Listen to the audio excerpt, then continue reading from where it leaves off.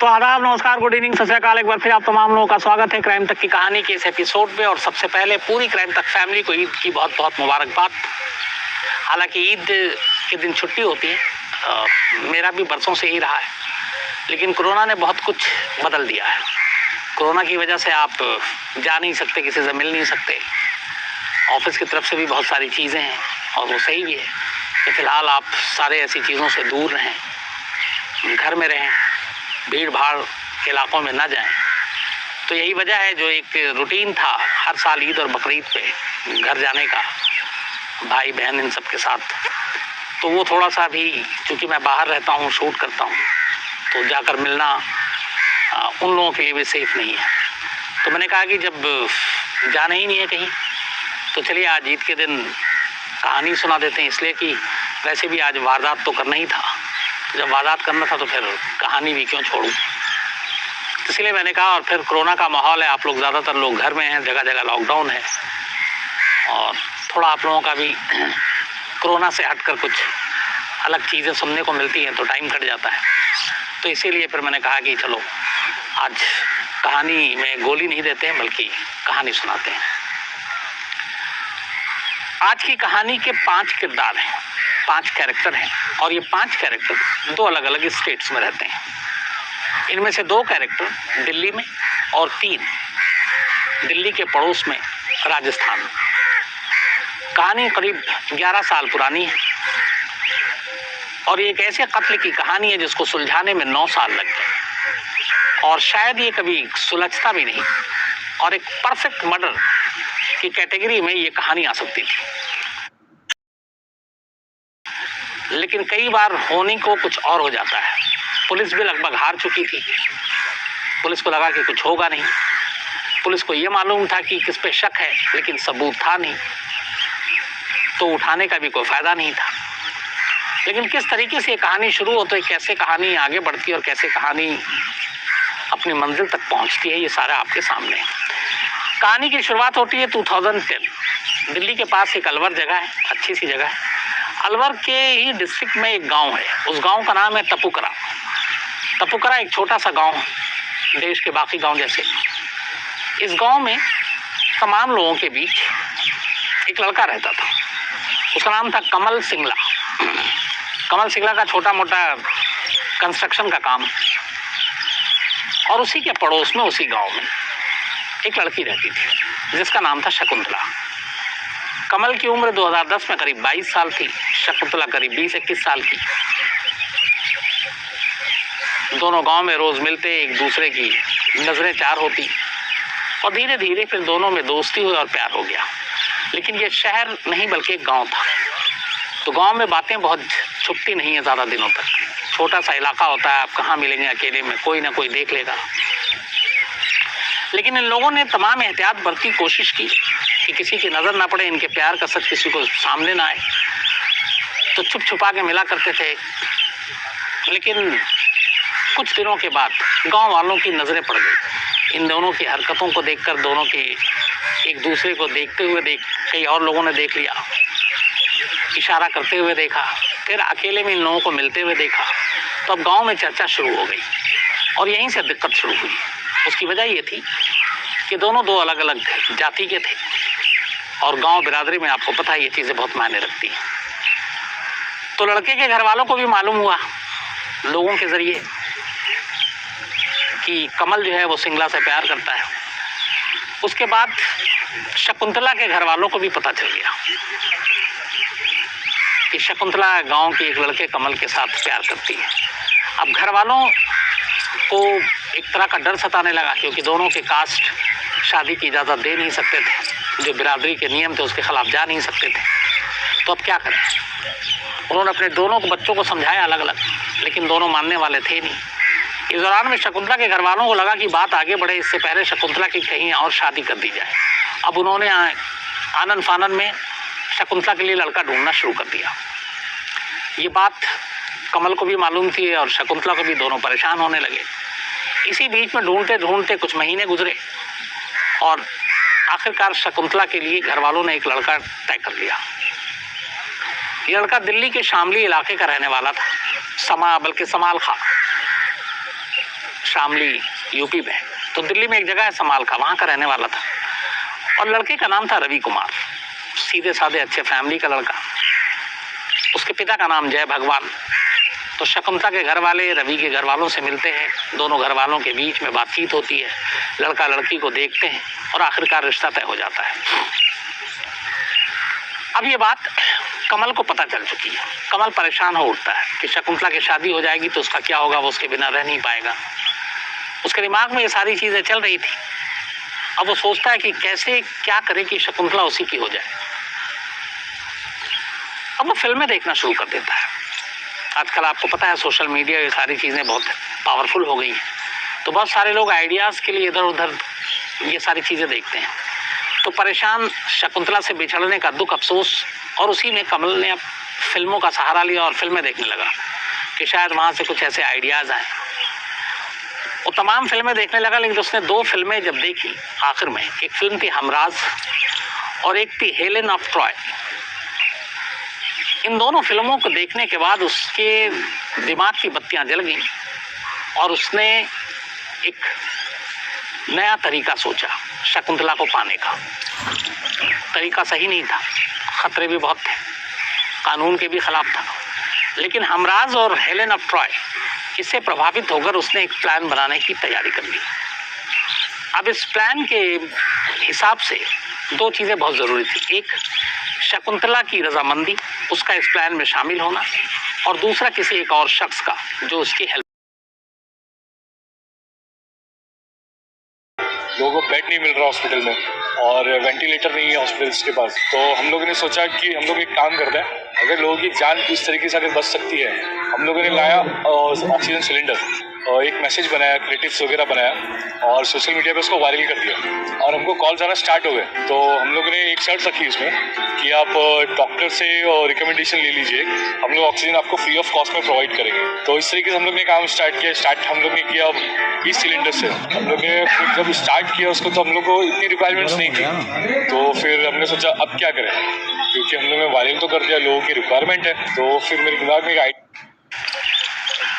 पहले उसने अपने हेल्प के लिए किसी को ढूंढना शुरू किया। तो एक गणेश कुमार आता है कैरेक्टर, 5 कैरेक्टर जो मैंने आपको बताए थे, एक रवि और एक जय भगवान, बाप बेटे, शकुंतला और कमल का एक दोस्त, बल्कि ड्राइवर भी था, उसका नाम था गणेश कुमार। कमल ने एक दिन मौका देख के गणेश से बात की और उसने कहा कि उसे एक काम है और इस काम में वो मदद करेगा, वो उसे 70,000 रुपये देगा। गणेश गरीब, 70,000 रुपये बहुत होते हैं। वो कमल की बात में आ गया और उसने हाँ कर दी। इसके बाद अब कमल ने शकुंतला से बात की और उससे कहा कि तुम रवि से शादी करने से इनकार मत करना, बल्कि तुम शादी करना। शकुंतला ये सुनकर पहले तो सकपका गई, घबरा गई कि ये क्या, ये तो प्यार करता है और ये मुझे ही कह रहा शादी करने के लिए। फिर उसने पूरी प्लानिंग बताई। उसने कहा कि देखो, अगर तुम शादी करती हो रवि से तो उसके बाद ही हम दोनों मिल सकते हैं और हमारी शादी हो सकती है, लेकिन एक शर्त ये भी है कि जब तुम रवि से शादी करोगी तो कम से कम कुछ दिनों तक, महीना 2 महीना, चाहे कुछ भी झूठ बोलो, रवि के करीब मत जाना। मतलब एक मियाँ बीवी के बीच में जो रिश्ता होता है उसके साथ तुम फिजिकल रिलेशन मत बनाना, जिस्मानी ताल्लुकात मत बनाना, और कोई ना कोई बहाना कर देना। फिर उसने खुद भी आइडिया दिया कि बहाना ये है कि तुम उसे बता देना कि उसने कोई मन्नत मांगी है और दोनों की शादीशुदा ज़िंदगी अच्छी हो, खुशगवार हो, लंबी हो, तो उसके लिए ये है कि दोनों एक दूसरे से अलग रहेंगे कुछ वक्त के लिए। ये बात कमल ने शकुंतला को समझा दिया। शकुंतला मान गई। इसके बाद आखिरकार 8 फरवरी 2011 में शकुंतला और रवि की शादी हो जाती है। 8 फरवरी को शादी होती है। शादी के अगले ही दिन 9 फरवरी को प्लान के हिसाब से शकुंतला वापस अपने मायके आ जाती है। वो एक ही दिन सिर्फ ससुराल में रुकती है। तो एक दिन के बाद वो आ गई। अब उधर रवि और उसके घर वाले बुला रहे हैं। अब वो कुछ चीज़ें बता रही है कि अभी हमने कुछ मन्नत मांगी है, ये सारी चीज़ें हैं। तो ये टालती रही। इसके बाद लगभग 1.25 महीना बीत गया। 1.25 महीने बीतने के बाद 21 मार्च को आखिरकार कमल अब शकुंतला से कहता है कि वो अपने ससुराल जाए रवि के पास। 21 मार्च को शकुंतला रवि के पास समालखा पहुंचती है, ससुराल में रहती है। और फिर बात वही थी कि अभी हम लोग अलग अलग रहेंगे, मियाँ बीवी के तौर पे कोई रिश्ता नहीं होगा, क्योंकि मन्नत मांगी है और बस ये 1 हफ्ते के अंदर ये मन्नत पूरी हो जाएगी। रवि भी पढ़ा लिखा समझदार, उसने कहा कि अगर उसकी बीवी ऐसा कह रही है तो कोई बात नहीं है, दोनों की भलाई के लिए। उसने भी कोई जोर जबरदस्ती नहीं। 21 मार्च 2011 को शकुंतला अब रवि के घर अपने ससुराल पहुंच चुकी है। 22 मार्च को अचानक शकुंतला रवि से कहती है कि चलो हम दोनों के बीच में मियाँ बीवी के रिश्ते अभी कायम नहीं हुए, क्योंकि कुछ चीज़ें हैं, मन्नतें हैं, लेकिन कहीं घूमने फिरने चलते हैं, पिक्चर देखने चलते हैं। रवि खुश हो जाता है। 22 मार्च को शकुंतला रवि को तैयार कर घर से निकलती है, लेकिन साथ में ये भी कहती है कि जाने पिक्चर देखने या शॉपिंग करने से पहले एक रिश्तेदार हैं जो शकुंतला के रिश्तेदार समालखा के पास ही रहते हैं, उनके घर जाना है। शादी के बाद हो गई नहीं तो उसने कहा कि मैं उनसे मिल लूँगी। रवि तैयार हो गया, इसमें कोई ऐसी बात भी नहीं थी। इसके बाद 22 मार्च 2011 को शकुंतला और रवि घर से निकलते हैं। प्लान के हिसाब से कमल गणेश के साथ ऑलरेडी वहां पहुंचा हुआ था।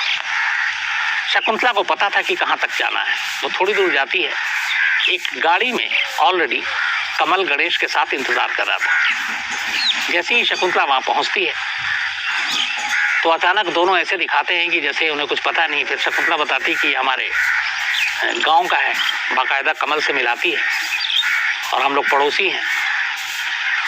तो रवि भी खुश होता है कि चलो उसकी बीवी के गांव का है, मायके का है।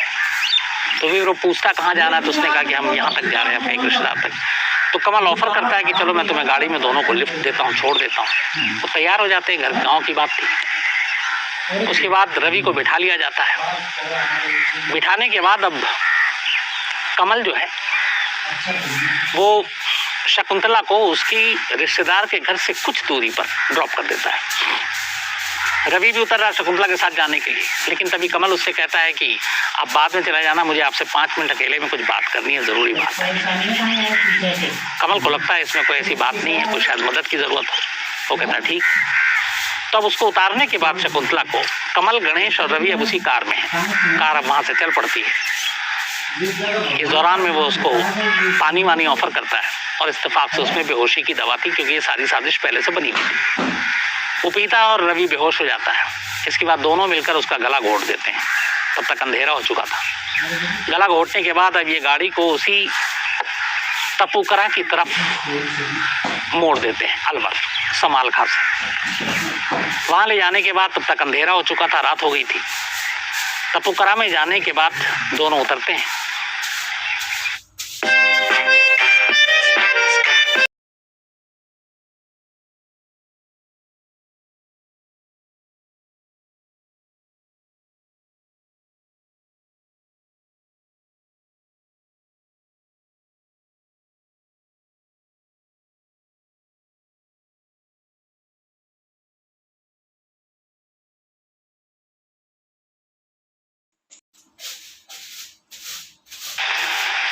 और एक जगह पर एक गड्ढा खोदते हैं और उस गड्ढे में रवि की लाश को दफना देते हैं। ये वो जगह थी जहाँ के बिल्कुल पास में ही कमल का अपना एक, जो मैंने आपको बताया कि उसका कंस्ट्रक्शन का काम था छोटा मोटा, तो बिल्डिंग कंस्ट्रक्शन मटेरियल जो थे सारे, सीमेंट, ईंट, ये सारी चीज़ें वो वहाँ पे वो रखता था। एक छोटी सी उसने बना रखी थी।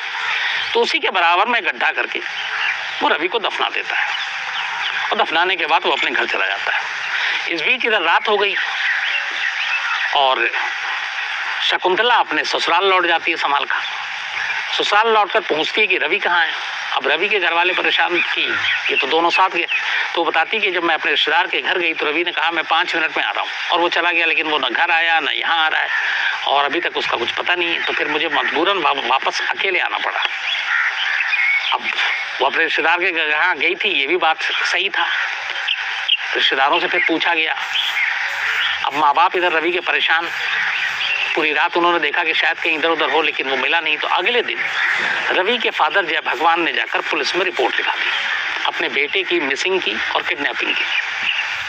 अब पुलिस मामले को दर्ज करती है, तफ्तीश करती है, लेकिन कुछ होता नहीं है और पुलिस कुछ कर नहीं रही है।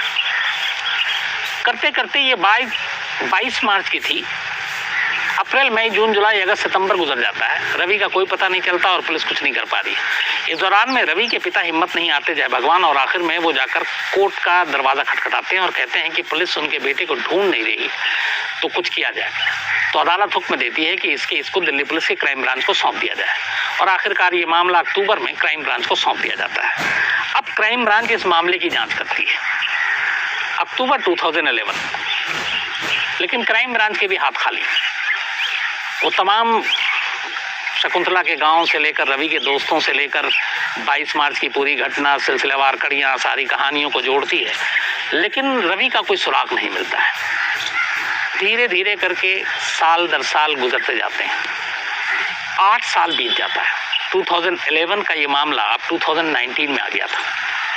इन 8 सालों में पुलिस को कई बार लगा कि कुछ शकुंतला का बिहेवियर जो है सस्पिशियस है, डाउटफुल है। शकुंतला के भाई के ऊपर भी शक हुआ, लेकिन सबूत कुछ नहीं था। जब 8 साल बीत गए तो क्राइम ब्रांच इस मामले की जांच करते करते लगभग थक गई थी। तभी उन्होंने इस बीच में एक और काम किया। कुछ पुलिस वालों को, खासतौर पर शादी वर्दी में, शकुंतला और इनके घर वालों को इर्द गिर्द लगा दिया कि जरा इनकी आप मूवमेंट, इनकी हरकतों को आप देखो। और इसी दौरान में फिर ये कहानी भी सामने आई धीरे धीरे। ये कहानी पहले भी आई थी कि शकुंतला गांव के एक लड़का कमल सिंगला उससे प्यार करती थी, इसीलिए शकुंतला की शादी जल्दी हो गई। लेकिन चूंकि वहां पे कोई ऐसी सस्पिशियस चीज मिली नहीं थी, न कमल को लेकर न वो, तो पुलिस के हाथ में कोई सबूत भी नहीं था। लेकिन जब पुलिस शादी वर्दी में लगी, मैं बहुत लंबे समय से रियल टाइम के उदाहरणों के साथ एक रिलायबल और प्रॉफिटेबल ऑनलाइन ट्रेडिंग प्लेटफॉर्म की, तो फिर कुछ चीजें पता चली। और ये पता चली कि शादी के बाद भी शकुंतला रवि के साथ घुलती मिलती रही है। तब पुलिस को लगा कि कहीं इन रिश्तों के चक्कर में ही तो रवि गायब नहीं हुआ, और गायब हुआ तो कहाँ 8 साल हो गए। अब ये भी शक था कि 8 साल के बाद उसका जिंदा होना तो नामुमकिन सी बात है। अब पुलिस क्या करे? इस दौरान में पुलिस ने फिर जब पुख्ता तौर पर हो गया कि शकुंतला और इनके रिश्ते थे कमल के, और कमल के साथ फिर पुलिस को गणेश के बारे में पता चला, जो उसका ड्राइवर था। ये बहुत खास था। फिर पुलिस को ये भी पता चला कि जिस दिन ये गायब हुआ था ये लोग दिल्ली में थे। इसके बाद पुलिस ने अदालत का दरवाजा खटखटाया और कहा कि वो कमल और गणेश का ब्रेन मैपिंग करना चाहती है, ब्रेन मैपिंग टेस्ट, कि उनके दिमाग में क्या चल रहा है। इससे पहले इन लोगों से लगातार बुलाकर पूछताछ की गई, घंटों पूछताछ की गई, लेकिन इन तीनों ने लगातार एक ही बयान दिया कि उन्हें कुछ पता नहीं, कोई जानकारी नहीं, और पुलिस के पास कोई सबूत भी नहीं था कि वो उनको अरेस्ट कर लें तो फिर कोर्ट में मामला गिर जाए। आखिरकार ब्रेन मैपिंग के लिए अदालत कन्विंस हो गई और उसने इजाज़त दे दी। इसके बाद अहमदाबाद के लैब में, फॉरेंसिक लैब में, कमल और गणेश की ब्रेन मैपिंग होती है। वहाँ उनसे वैसे ही सवाल पूछे जाते हैं और सारी चीज़ें होती हैं। और उस ब्रेन मैपिंग में वो दिमाग सब कुछ उगल देता है, जो दिल और जुबान 8 साल तक नहीं उगल पाया था। ब्रेन मैपिंग में जो सबसे बड़ी चीज़ मिली पुलिस को, वो ये एक सवाल के जवाब बताया कि अगर रवि कहाँ है, तो उन्होंने बताया वो तो मर चुका है। तो उन्होंने कहा उसकी लाश लेकिन कहाँ है? तब उन्होंने बताया कि तपोकरा में एक जगह पे उसे दफना दिया है। ब्रेन मैपिंग की जब रिजल्ट आई और ये सारी कहानी सामने आई, इसके बाद दिल्ली पुलिस की क्राइम ब्रांच कमल और गणेश को लेकर अलवर के तपोकरा पहुंचती है। वहाँ उनकी बताए हुए जगह पे कि उसने यहाँ दफनाया है, वहाँ बाकायदा क्रेन व्रेन मंगाया जाता है, मैजिस्ट्रेट को बुलाया जाता है मौके पर। इसके बाद खुदाई होती है। करीब 5-6 फीट खुदाई के बाद जमीन के अंदर से रवि की लाश तो नहीं, कुल 25 हड्डियां मिली, क्योंकि 8 साल बीत चुका था। उन 25 हड्डियों को समेटकर फॉरेंसिक लैब में भेजा गया। फिर डीएनए के जरिए पता चला कि हड्डियां रवि की हैं। और इस तरीके से 8 साल पुराना एक कत्ल का राज ब्रेन मैपिंग ने खोला, क्योंकि दिमाग ने उगला था, जुबान ने नहीं। इसके बाद पुलिस ने कमल और गणेश को गिरफ्तार कर लिया। लेकिन इधर जब ये खुदाई हो रही थी और ये सारी चीजें, तभी शकुंतला अपने घर से अचानक गायब हो गई। अब पुलिस उसे ढूंढ रही है, क्योंकि अब पुलिस को यकीन हो गया कि वो भी इस साजिश में शामिल थी ब्रेन मैपिंग के जरिए, और इन लोगों ने भी उगल दिया था। तो इन दोनों को तो पकड़ लिया। शकुंतला काफी टाइम तक गायब रही। फिर बाद में मुखबिरों की सूचना पर आखिरकार शकुंतला को भी पकड़ा गया। इसके बाद इन तीनों के खिलाफ 302 के तहत रवि के कत्ल का मुकदमा चला। फैसला अभी आना बाकी है, क्योंकि ये सब कुछ 1920 होते होते हुआ है सब कुछ।